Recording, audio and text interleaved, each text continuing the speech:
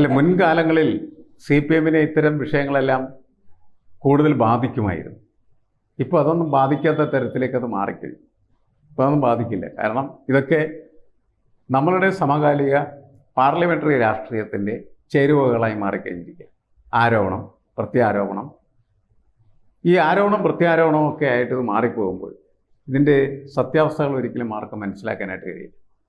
ഇപ്പോൾ ED notice അയക്കുമ്പോൾ നമ്മളിപ്പോൾ ആദ്യം ശ്രദ്ധിക്കുന്നത് എന്താണ്? ആർക്കെതിരെ നോട്ടീസ് അയച്ചു?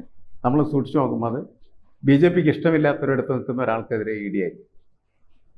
ഇപ്പോൾ ED എൻഫോഴ്സ്മെൻറ്റ് ഡയറക്ടർ എന്ന് പറയുന്നത് പൊളിറ്റിക്കലായിട്ടുള്ള ഒരു ടൂളായിട്ട് ഉപയോഗിക്കപ്പെടുമ്പോൾ പിണറായി വിജയൻ്റെ മകനെതിരെ അങ്ങനെ ഒരു നോട്ടീസ് വന്നാൽ ആദ്യം ആളുകൾ കരുതുക ഇത് രാഷ്ട്രീയ പ്രേരിതമായിട്ട് പിണറായി വിജയനെ മോശപ്പെടുത്താൻ വേണ്ടി അയക്കുന്ന ഒരു നോട്ടീസാണ് എന്നാണ്. കൃത്യമായിട്ടുള്ള പരിശോധനകളെല്ലാം നടത്തി അതിൻ്റെ യാഥാർത്ഥ്യം എന്താണ് എന്ന് മനസ്സിലാക്കിയാൽ മാത്രമാണ് നമുക്കിപ്പോൾ EDയുടെ പ്രവർത്തനത്തെ പോലും നീതിപൂർവമായിട്ടുള്ള പ്രവർത്തനമാണ് ഇതിൽ വിലയിരുത്താൻ പറ്റും. അത് EDയുടെ കേസിൽ മാത്രമല്ല, എല്ലാ ഇടങ്ങളിലുള്ള പ്രശ്നങ്ങൾ സർവ്വ മേഖലകളിലും രാഷ്ട്രീയവൽക്കരണം നടന്നാൽ ഒന്നും പിന്നെ നമുക്ക് പ്രത്യാശയോ പ്രതീക്ഷയോ നൽകുന്നത് അല്ലാതായി തീരും. അതാണ് പ്രശ്നം. അതിവിടെയും സംഭവിച്ചിട്ടുണ്ട്, സംഭവിച്ചുകൊണ്ടിരിക്കുന്നു എന്നാണ് ഞാൻ മനസ്സിലാക്കുന്നത്.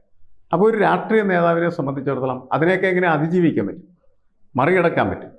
അതിനാവശ്യമായ കൗശലവും ആവശ്യമായിട്ടുള്ള റിസോഴ്സസും ശക്തിയുമൊക്കെ പിണറായി വിജയനുണ്ട്.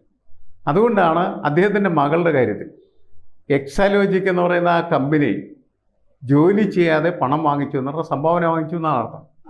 അത് പക്ഷേ കോടതിക്കകത്ത് ചോദ്യം ചെയ്യാവുന്ന ഒരു കേസല്ലാതെ മാറി.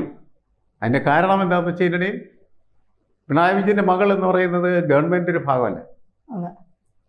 ഗവൺമെൻറ് ഭാഗമല്ലാതെ നിൽക്കുന്ന ഒരു വ്യക്തിയുടെ കേസ് എന്ന് പറഞ്ഞാൽ അവർക്കെതിരെ മറ്റാരെങ്കിലും കൃത്യമായിട്ട് പരാതി കൊടുത്തെങ്കിൽ മാത്രം നിലനിൽപ്പുള്ളതാണ്.